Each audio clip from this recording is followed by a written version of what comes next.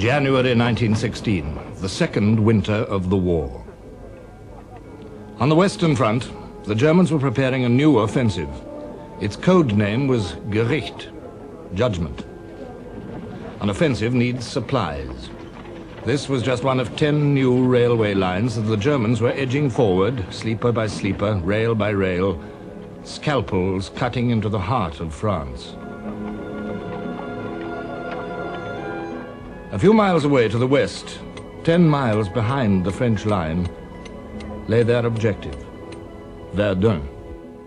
Verdun was the great fortress whose name had for centuries not ceased to haunt Germanic imaginations. It was the great advanced citadel of France, the principal bastion of her eastern frontier, whose fall, resounding throughout Europe, would efface forever the victories of the Marne and the Isère. And in 1914, before the Battle of the Marne, it had stood like a rock against German assault. Had it fallen, Paris, even the war, might have been lost. It was the hinge and pivot of the whole Allied line, jutting like a huge elbow into the German positions. On the map, Verdun's defenses looked formidable. Between the town and the front line, 10 miles to the north, were a ring of forts, some 20 large and 40 small ones. Strongest of them all, cornerstone of the whole system, was Douaumont. Forts like these had been built to be impregnable. In fact, Verdun was one of the weakest points in the whole Allied line. In the previous summer, French General Headquarters had begun to strip the forts of their guns. By now, January 1916, over 200 guns had been removed from the forts for mobile use elsewhere, together with a vast amount of ammunition. There is no evidence that the Germans knew how weak the forts were. Their decision to attack Verdun was taken for quite different reasons, and it was taken by one man, Generalleutnant Erich von Falkenhayn, chief of the German General Staff. In December 1915, he had written to the Kaiser, "The strain in France has about reached breaking point. A mass breakthrough, which is in any case beyond our means, is unnecessary. Within our reach, there are objectives for the retention of which the French General Staff would be compelled to throw in every man they have. If they do so, the forces of France will bleed to death." Falkenhayn's directive to the staff of the German Fifth Army spoke only of an offensive in the direction of Verdun. There was no mention of capturing the city. But the Crown Prince William, the Kaiser's eldest son, who commanded the Fifth Army, had other ideas. The objective is to capture the fortress of Verdun by precipitate methods. It was this discrepancy in interpretation which was to cost Germany dear. 140,000 men were assembling for the attack. Entire villages behind the lines were evacuated to make room for them. Most impressive of all were the guns that were to do the bleeding white. The guns came from as far away as Russia and the Balkans. Siege mortars, naval guns, quick-firing guns, field guns, mine throwers, 1,200 guns in all. And to supply this fearsome armory, 1,300 munition trains, 2.5 million shells. With the greatest secrecy, the build-up continued through the damp days of January. On the other side of the lines, alarm at the state of Verdun's defenses had at last penetrated to General Headquarters at Chantilly. And the French Minister of War, General Gallieni, wrote to the Commander-in-Chief, "Reports have come to me indicating that in the Verdun region, the line of trenches appears not to have been completed. Should the enemy break through, not only would your responsibility be involved, but also that of the entire government." Joffre replied, "Nothing justifies the fears which you express in your dispatch." German planes patrolled the forward area in strength, waiting to pounce on any French reconnaissance planes. They had complete air superiority. They had assembled the greatest concentration of air power ever employed in war so far. 168 planes at Verdun, and a large number of observation balloons. Even Joffre became apprehensive. Our minister to Denmark telegraphed that a German offensive was being talked about. This was immediately confirmed by news from Switzerland of the concentration of 400,000 men in the region of Verdun. A regiment of engineers was immediately sent to Verdun to strengthen the defenses on the east bank. Time was running out. German deserters were crossing the lines in ever-increasing numbers with stories that all leave had been cancelled, that something terrible was about to happen. Men, and still more men, marching towards Verdun. They were old hands, these men. Old hands of 25 or 30, many already wounded in action, toughened by 2 years of war. Westphalians from Münster, Düsseldorf, and the Ruhr. Men from Hesse, descendants of those who had fought as mercenaries against Napoleon and for him. Brandenburgers from Berlin, one of the elite units of the German army. 3 of the crack army corps of the German army, 72 battalions.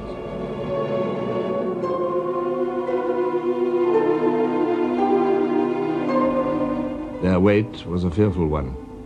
On February the 11th, the day before the attack, Verdun's treacherous climate came to the aid of the French.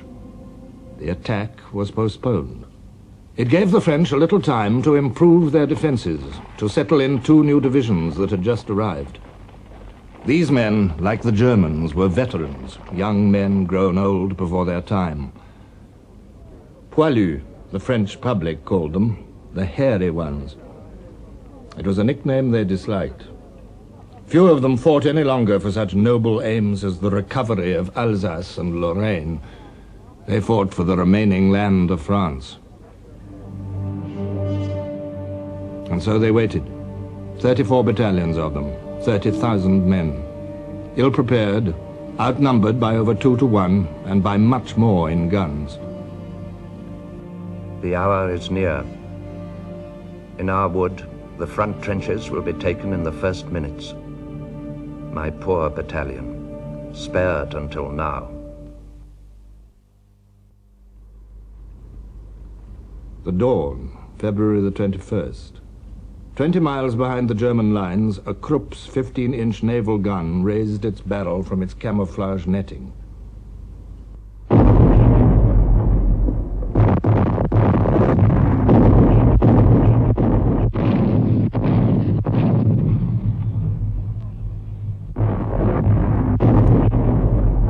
For 3 hours, the German heavy guns ranged on Verdun itself. At 7 in the morning, the bombardment switched to the French lines. 1 heavy battery to every 150 yards of trench, and to the roads leading up to them. Gun after gun joined in, 1,000 in all firing onto 6 miles of the French front. To the French, cowering in the woods of the East Bank, the air seemed solid with whirling fragments. The shells appear like great ghosts, axing the trunks, mangling the branches into hanging shreds.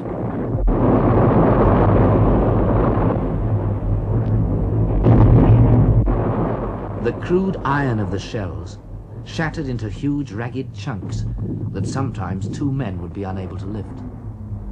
Men were squashed, cut in 2, or divided from top to bottom, blown into showers, bellies turned inside out and scattered anyhow, skulls forced bodily into the chest, as if by a blow with a club.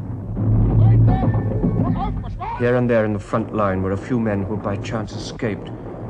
In all our minds we had the same thought, that everyone to right and left had been killed. A German airman reported, "It's done. We can pass. There's nothing living anymore." A young Hessian scribbled a last note to his mother. "There's going to be a battle here, the likes of which the world has never seen."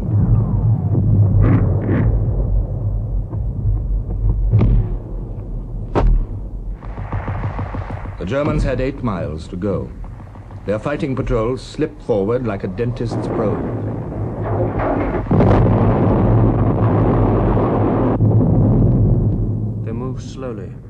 not in a straight line, as though they were picking their way.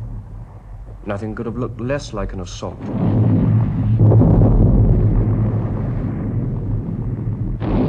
Some of the Germans had containers strapped to their backs. They seemed like laborers going to spray the vines.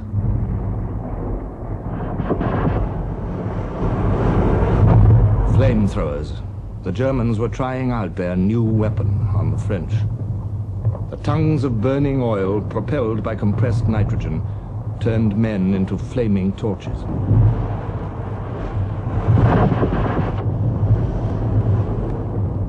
On the second day came the assault troops to exploit the gaps found by the fighting patrols.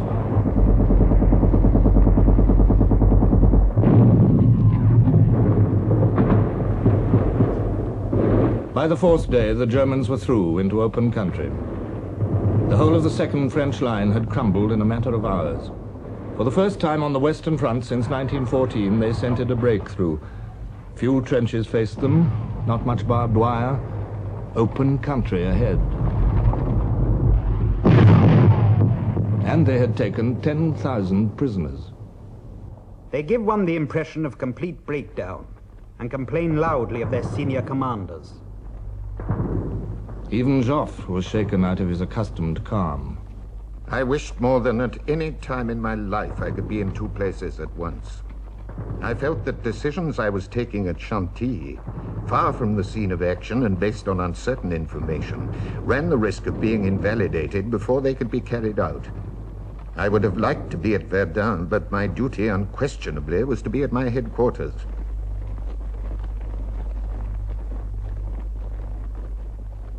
The Kaiser was certain that Verdun was about to fall. He came up to watch the kill through a well-protected periscope. Would the front hold? By nightfall on February the 25th, only the forts and a few brave men barred the Germans' way. Fort Douaumont, its tortoise hump, dominated the battlefield.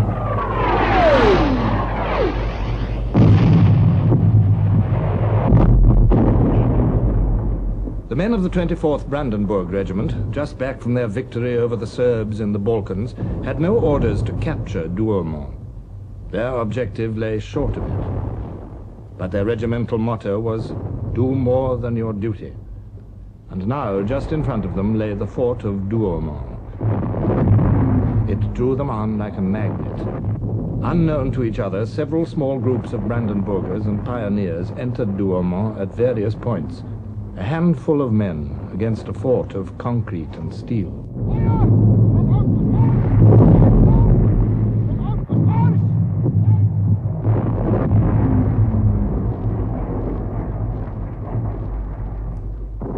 The Germans were astounded to find the fort was garrisoned by 56 elderly territorial gunners under the command of a sergeant major. A handful of men were manning the guns. The rest were sheltering in the cellars from the German bombardment. They offered no resistance.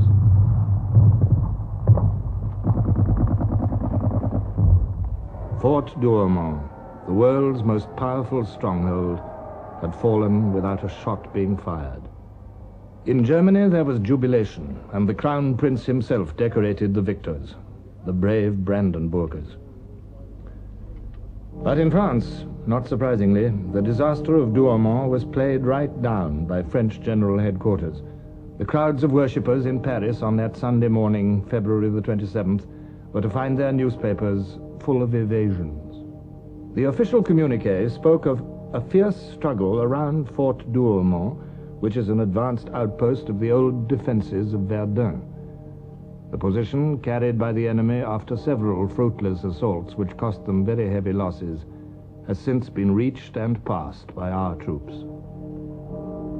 Evasions of this kind made matters worse, and the rumors passed from mouth to mouth that Verdun itself was lost. In Verdun itself, confusion reigned. Run like hell, but no panic, one French officer was overheard to shout.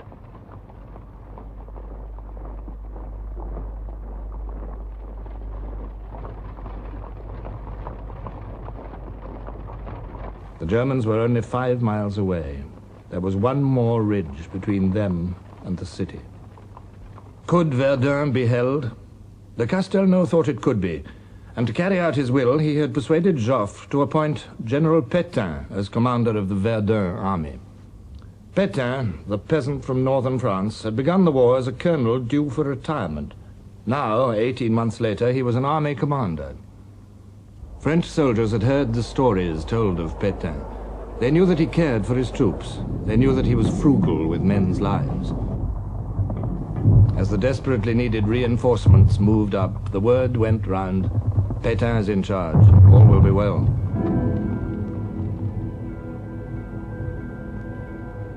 Conserve your strength. The counter-offensive will follow, Pétain told his commanders.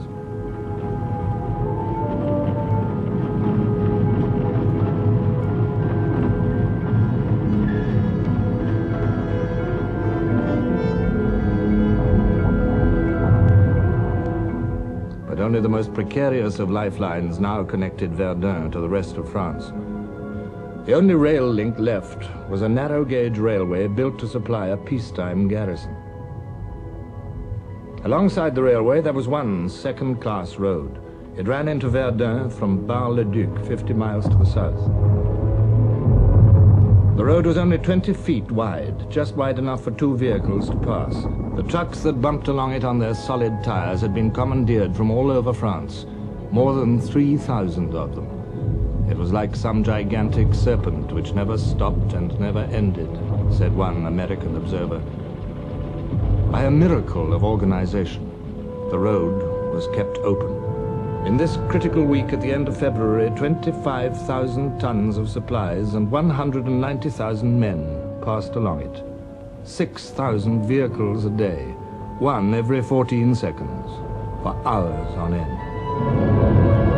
In the months ahead, 2/3 of the entire French army were to pass up this road, bound for the Calvary of Verdun.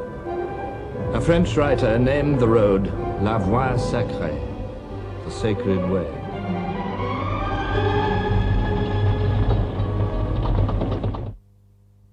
Now, in the lengthening days of March, the Germans extended their attacks to the west bank of the Meuse, and to a hill with the sinister name of Mort-Homme, dead man.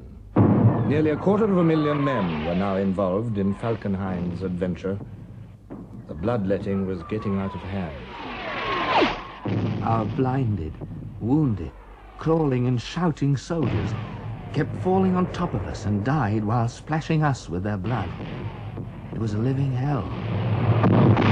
Verdun is terrible because a man is fighting against material with the sensation of striking out at empty air. Oh, how I envy those who can charge with a bayonet instead of waiting to be buried by a shell. By the end of March, after 40 days fighting, the Germans had lost about 80,000 men, the French a few thousand more. The casualty gap was narrow.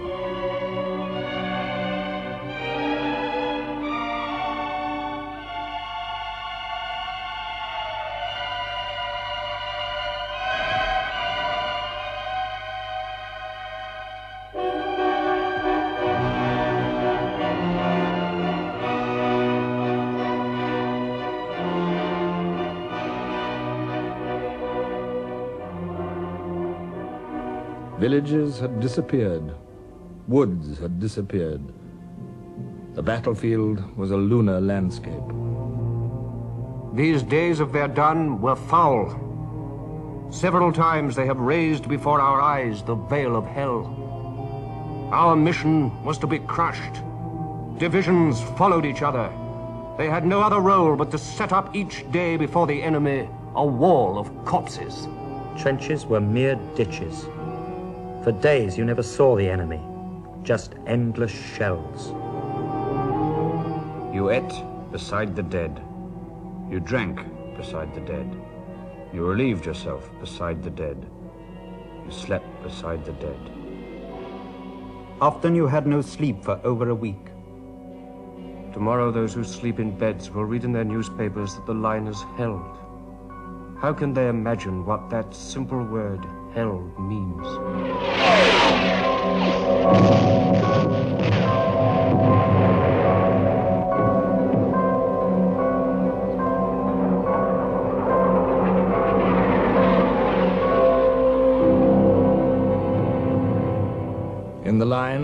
men often went for days without food, for the ration parties were frequently killed on the 6-mile slog through the mud to the front positions. Even out of the line, the rations weren't much to write home about. Stringy and greasy tinned beef, known as monkey, salted cod and rubbery macaroni. Indeed, only a few months before, the sardonic humor of the French soldier had been roused by a propaganda leaflet circulated by headquarters. Our soldiers, it claimed, have always enjoyed 2 meals a day. They are much better fed than the Germans. The soldiers had disagreed. 200,000 of them had written to protest. But at least the rations were free, and so was the wine ration, pinard, the rough red wine beloved by the French soldier. Pinard, which made up a little for the miserable pay, 5 sous a day, nearly 2 halfpenny. Pinard, which gave a man courage to forget the present. For the only real enemy now was the battle itself.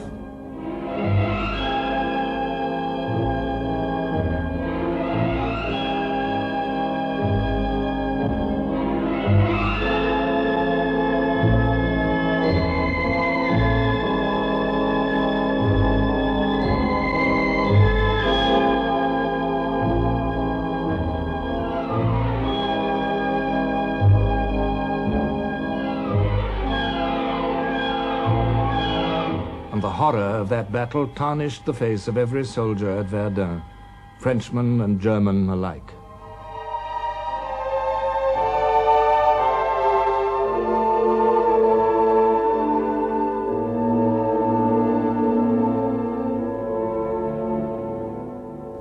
By the end of April, after 70 days fighting, the Germans had lost 120,000 men. The French had lost 133,000. General Pétain's reinforcements poured endlessly up the sacred way. My heart leapt as I saw our young men of 20 going into the furnace of Verdun. Jolted about in their uncomfortable trucks, or bowed by the weight of their equipment, they encouraged one another by their jokes and by their songs.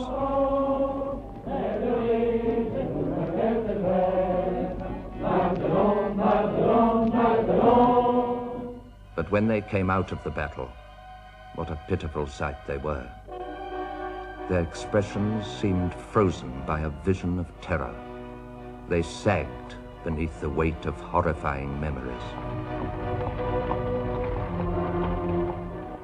It seemed as if these mute faces were crying something terrible. The unbelievable horror of their martyrdom.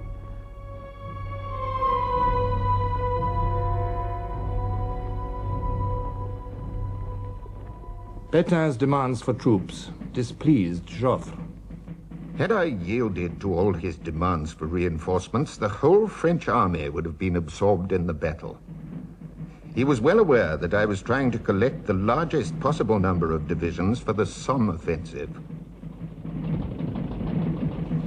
So, in May, Pétain was succeeded by General Robert Nivelle, an out-and-out apostle of the offensive, a man of boundless ambition and self-confidence. Nivelle was told that he could expect no more fresh troops. No matter, he said, we have the formula. The formula included his right-hand man, the toughest general in the whole French army, Charles Mangin. Mangin's motto was, fight to the limit. The French had by now gained air superiority over the battlefield. Aerial tactics were becoming more and more sophisticated. Both sides sent their greatest aces to Verdun. The Germans had Oswald Boelcke, and von Richthofen, the deadliest of them all, was blooded here. The French threw in their famous Storks group, including such legendary figures as Guynemer, Navarre. In May, the French fighter squadrons swept the skies over Verdun. It was a heartening sight to the French infantry. The German observation balloons were sitting targets to aerial rockets the French were using for the first time.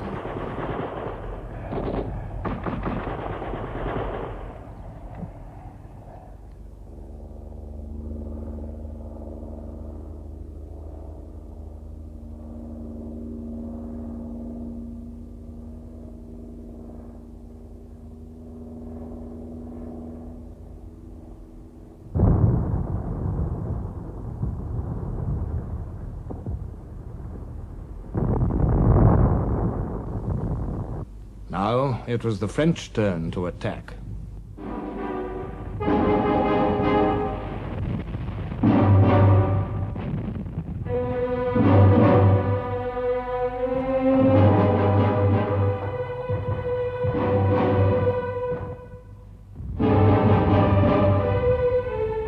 How many have died like this, without glory, taken by surprise on their first day? They have given their life, and nobody even knew their name. Hell cannot be so terrible as this. Humanity is mad. It must be mad to do what it is doing. One begins to ask oneself, where is victory? And whether it might not lie in any kind of peace which would at least save the race. An artery of French blood was cut on February 21st, and it flows incessantly in large spurts.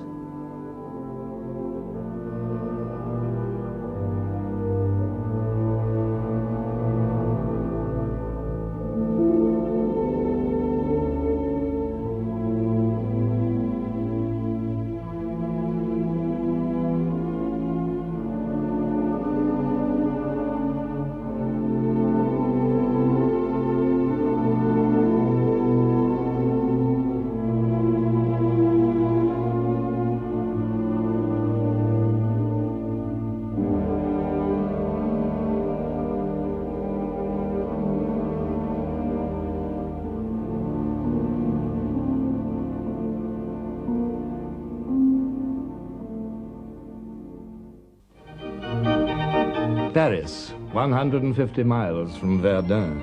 Another country, another world. Paris, still gay, still pleasure-seeking after 2 years of war. The music halls were full every night. Tipperary and the Roses of Picardy were favorites imported by the British. The theaters, closed in 1914, had reopened. Mistinguett danced to huge crowds. The actress Sarah Bernard, even with one leg now amputated, still graced the boards, the personification of France herself, mutilated but undaunted.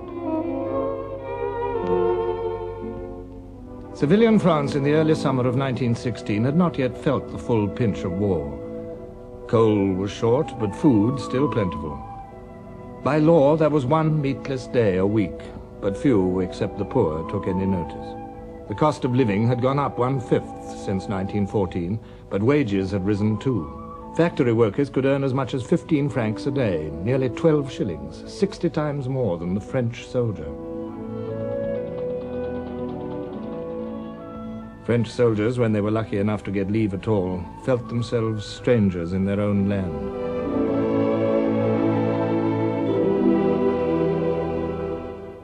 Life is good.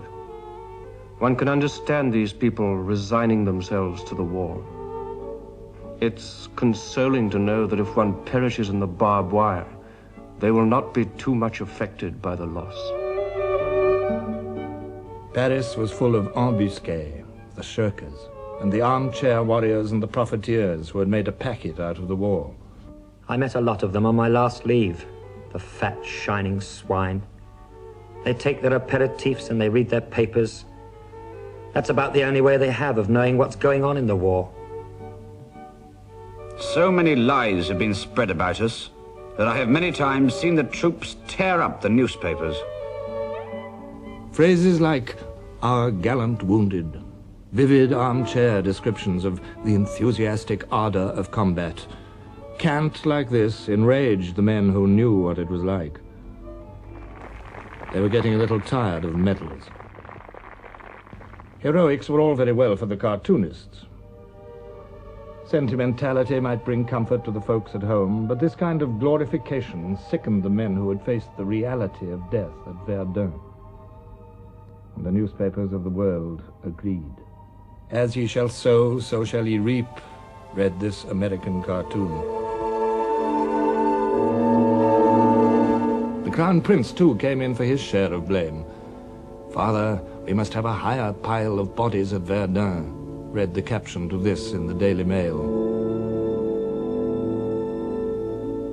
But Crown Prince William no longer believed the city could be taken. I was absolutely opposed to continuing the attack. I was now convinced, after the stubborn to-and-fro contest for every foot of ground, that a decisive success at Verdun could only be assured at the price of heavy sacrifices, out of all proportion to the desired gains. Yet I had to obey the orders of General Headquarters. And as May drew to a close, a new attack was ordered. Sledgehammer blows to blast in the gateway to the fortress, once and for all.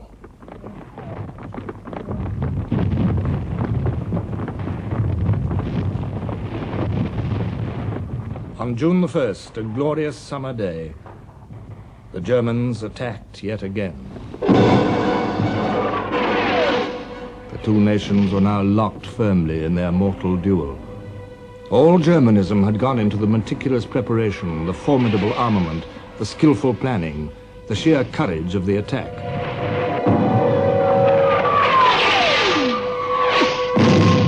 All French nature had gone into the lack of preparation, the casual assurance, the panics, and the brave resistance. To Lloyd George, the British Minister of Munitions, Verdun seemed one of the most gigantic, tenacious, grim, futile, and bloody fights ever waged in the history of the war. On those heights, Gaul and Teuton fought out a racial feud which had existed for thousands of years. The concentrated fury of ages raged and tore, shattered and killed in one intensive struggle which has no parallel in the history of human savagery.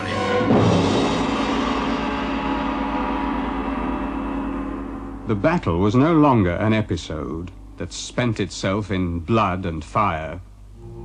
It was a thing that dug itself in remorselessly week after week. They breathed in the smell of a tormented world. A smell like that of a planet in the process of being reduced to ashes. Most of them had given up all hope of surviving. I saw a man drinking from a scum-covered green marsh, where a dead man lay, his black face downward in the water, lying on his stomach, and swollen as if he'd not stopped filling himself with water for days. Having despaired of living amid such horror, we begged God not to have us killed. The transition is too atrocious, but just to let us be dead. We had but one desire, the end. French morale wavered. Pétain signaled to Joffre about the Anglo-French offensive on the Somme in August. A tactical success by the English would not compensate for the loss of this city. Its capture would be an inestimable success for the Germans. Verdun must not fall. Joffre issued an order of the day. Soldiers of Verdun, upon your heroic resistance still depends our future victory. I make one more appeal to your courage, your ardor, your spirit of sacrifice, your love of country. Hold fast and strive with all your might to shatter the last desperate efforts of an enemy now at bay.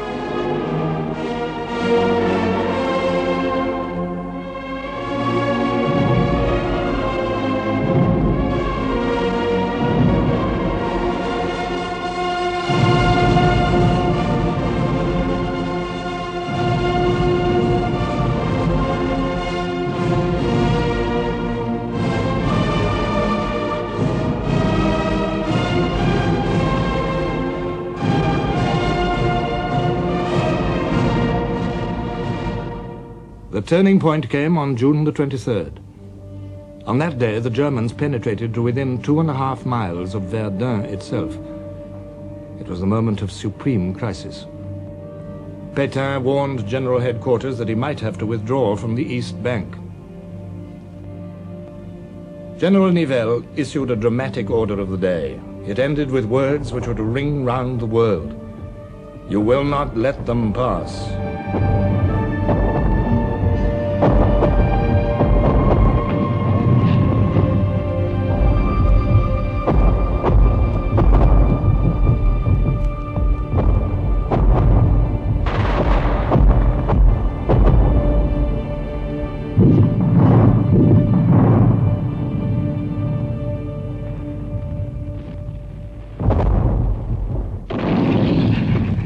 Germans did not pass. They had shot their bolt. They had no more to spare. 3 precious divisions had been taken away from the Crown Prince to bolster up the Austrians against a furious Russian attack. And on June the 24th, the French troops heard the first rumble of the British bombardment away to the north on the Somme.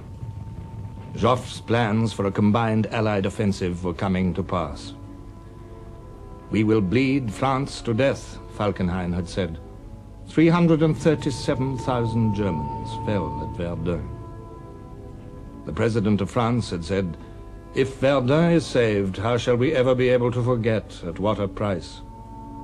The price was 362,000 Frenchmen killed, wounded, or missing. Small wonder that one Frenchman had written before he was killed, "They will not be able to make us do it again another day. That would be to misunderstand what it cost us. They will have to resort to those who have not lived out these days."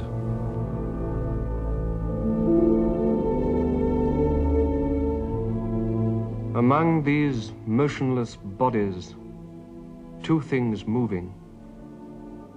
One crawls crying towards the ditch, a man with his legs shattered, the sole survivor. And in the other direction, a small barrel of wine rolls slowly down the road, stopping against a dead body.